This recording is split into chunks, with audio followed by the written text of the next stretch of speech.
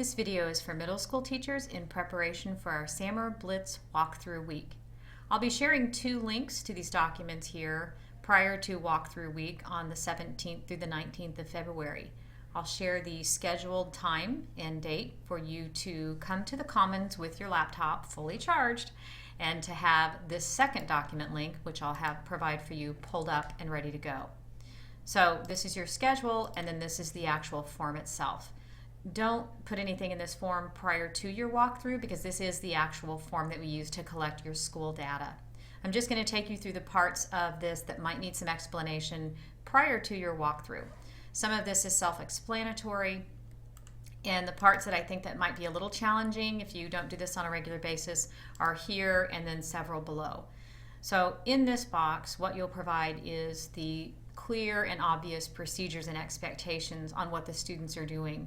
I give you some examples there, but some of that is procedural. Students know how to access the content, students know to drag things into OneNote, students know they can ask for help, and so on. And so that's where you'll put that. Sometimes that area spills over into the next area, which is how students are engaged during instruction.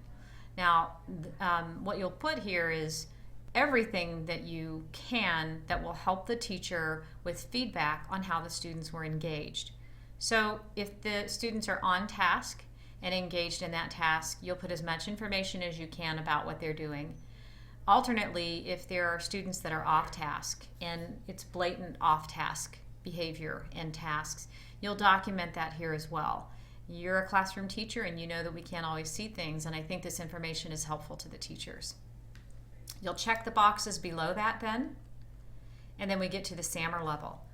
We'll be in the classroom for about 10 minutes of observation, and it's at this point where we'll step out and discuss the SAMR level. So you may want to take a look at below the gray box here. There is an embedded table, but there's also a link to it that you can pop out and look at with bigger text. So we'll determine the SAMR level. And then these notes here are also very helpful for feedback to the teacher as to why we marked the SAMR level that we did, and giving an explanation as clear as possible that would be helpful for guiding their instruction. The prediction piece is for the teacher also. If you have teachers that have really good classroom management, it's easy to predict based on the conversations that you had with students or learning targets that are written on the board or discussions you've had with a teacher as to what will happen next in that class when you walk out or at the end of the unit, the end of the lesson, however we want to word that. Alternately, if it's not obvious, then we would put something in there such as it's difficult to predict what will happen next. I haven't had that happen, so I don't look for that to happen, so we'll just provide teacher with some useful feedback there. The length of time then needs to be filled in. And then on the very bottom, we will check this box here that says send me a copy of the responses. That will go to your email, and then we'll hit submit. And then this will be gathered into our school data. So these are the instructions for how to use this. Here is your scheduled time that you need to show up in the Commons area.